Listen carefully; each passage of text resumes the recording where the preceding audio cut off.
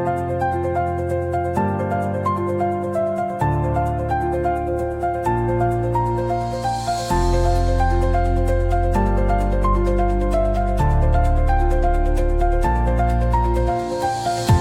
Guys, स्वागत है आपका हमारे नए सफ़र पर। आज हम आपको लेकर चलते हैं श्री कृष्ण की नगरी मतलब श्री वृंदावन में। तो आज का सफ़र की शुरुआत होती है गाड़ी निकालने से लेकर गाड़ी वॉश कराने से। फिर हमारे कुछ दोस्त हमें ज्वाइन करने के लिए आ चुके हैं। तो अभी हम सब लोग रेडी हैं निकलने के लिए। तो चलिए गाइस, शुरू करते हैं सफ़र। वृंदावन यहाँ से लगभग 175 किलोमीटर दूर है। और ये जो आप फ्लाईओवर देख रहे हैं ये गंगा एक्सप्रेस वे है जो मेरठ से प्रयागराज की ओर जाता है। और अब पहुंच चुके हैं हम लगभग अनूप शहर ऑलमोस्ट। तो अब हमने गाड़ी से ही माँ गंगा के दर्शन किए और इसके बाद आता है अलीगढ़। और आप जो अब देख रहे हैं ये है AMU जो इंडिया की टॉप 20 यूनिवर्सिटी में आती है। और अब हमें चलते चलते सफ़र में थोड़ी भूख लगने लगी थी तो हमने डिसाइड किया कुछ खाने का।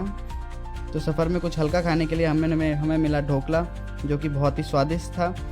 और ढोकला खाते खाते फिर अब हम अपने सफ़र को कंटिन्यू करते हैं। अभी वृंदावन यहाँ से लगभग 70 किलोमीटर दूर बचा है।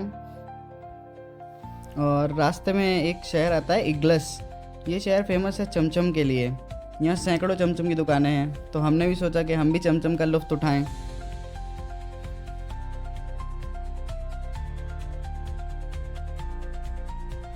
और लगभग हमारे दूसरे साथी भी आ चुके हैं, अब हमें ज्वाइन कर चुके हैं। तो फाइनली गाइस, जिस घड़ी का हमें इंतज़ार था अब हम पहुंच चुके हैं वृंदावन। वृंदावन की गलियों की तो बात ही अलग है। यहाँ का कण कण में श्री राधा नाम बसा है।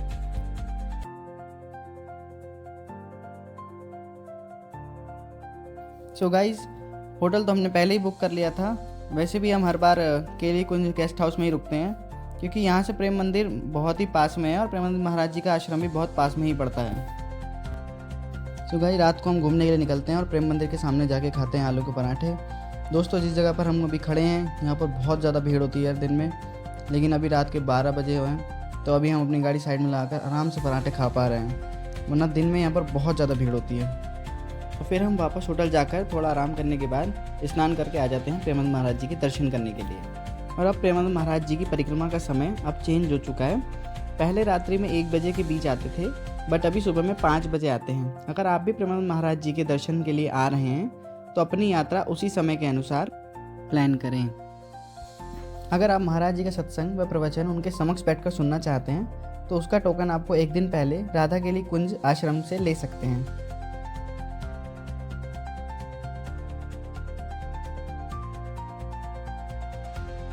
इसके बाद हम चलते हैं बांके बिहारी जी के मंदिर के दर्शन के लिए। रास्ते में हमें दिखती है हमारे सपनों की रानी डिफेंडर। यह है वृंदावन का मार्केट। यहाँ चश्मा पहनने वाले और हाथ में मोबाइल लेकर चलने वाले बंदरों से सावधान रहें क्योंकि यहाँ के बंदर बहुत ही ज़्यादा नटखट हैं। फ़ोन छीन कर ले जाते हैं और फिर फ्रूटी व बिस्किट की रिश्वत देनी पड़ती है, तब जाकर तुम्हें वापसी मिलता है। अब हम लेते हैं प्रसाद के लिए पेड़े और फूल।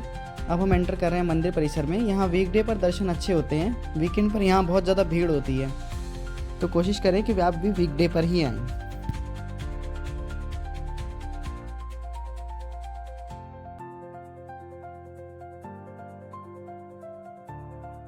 यहाँ बन रहे हैं कचौरी, छोले भटूरे, लस्सी।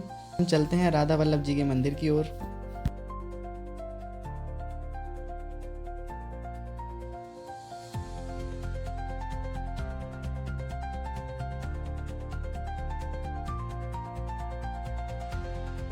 और अब आप दर्शन कीजिए राधा वल्लभ जी के।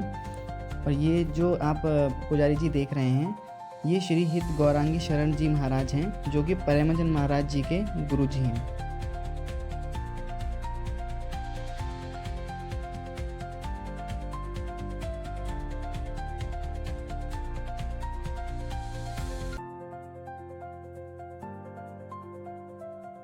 और अब हम आए हैं राधा रमन जी के दर्शन करने के लिए। मंदिर बहुत ही सुंदर सजा हुआ है।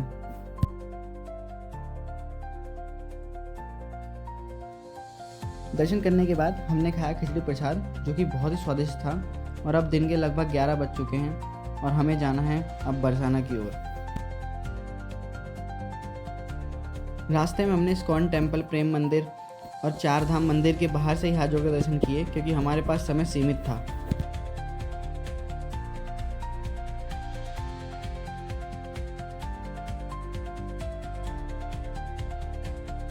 ये दिल्ली आगरा हाईवे है। वृंदावन से बरसाना की दूरी लगभग 40 किलोमीटर है। लाडली जी मंदिर जी के कपाट लगभग 1 बजे बंद हो जाते हैं, तो हमें उससे पहले ही पहुंचना है।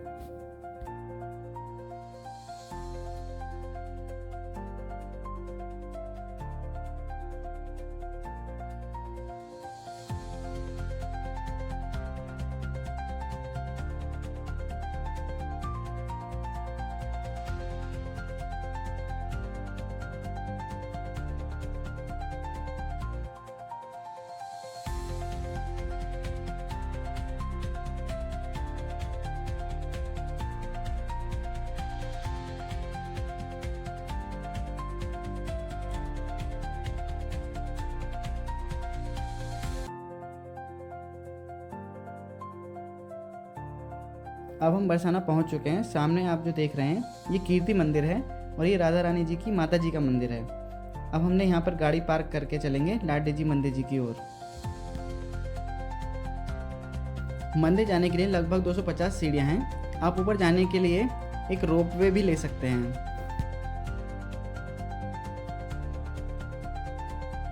हम मंदिर पहुंच चुके हैं और मंदिर बहुत ही ऊंचाई पर स्थित है, तो आप यहाँ से पूरे बरसाना शहर को देख सकते हैं।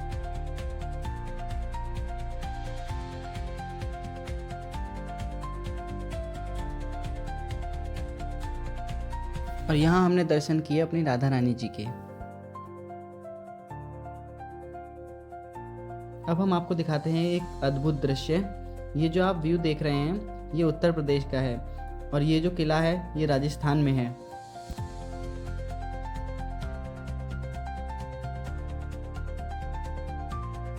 और यह रोपवे है, इससे भी आप मंदिर आ सकते हैं, जिसका एक साइड का किराया 60 रुपये है और दोनों साइड यानी कि राउंड ट्रिप का 100 रुपये है। इसमें एक कैबिन में लगभग 6 लोग बैठ सकते हैं। अगर आप अपनी फैमिली के साथ आते हैं तो आप पूरा कैबिन भी बुक कर सकते हैं, जिसका किराया 500 रुपये है राउंड ट्रिप के लिए। अब हम चल दिए बरसाना शहर की ओर। अब हमने खाया समोसा और घर के लिए बहुत सारे पेड़े भी लिए।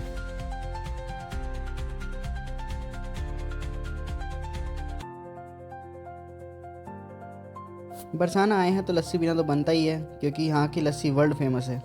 तो मोहन लस्सी सेंटर की लस्सी हमने यहाँ पर ट्राई की, जो कि बहुत ही स्वादिष्ट थी।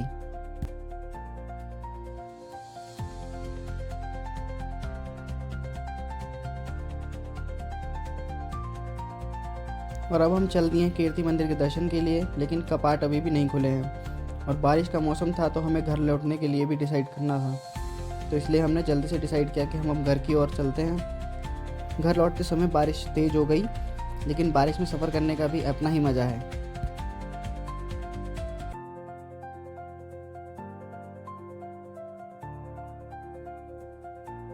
यहाँ से घर के लिए निकलेंगे तो रास्ते में वृंदावन होते हुए ही जाना है।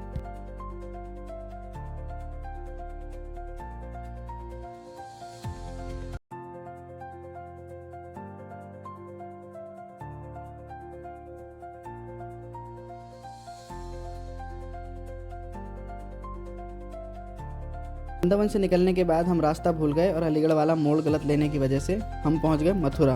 भी हुआ अच्छा ही हुआ। वृंदावन और बरसाना के बाद मथुरा के पावन दर्शन भी हो गए।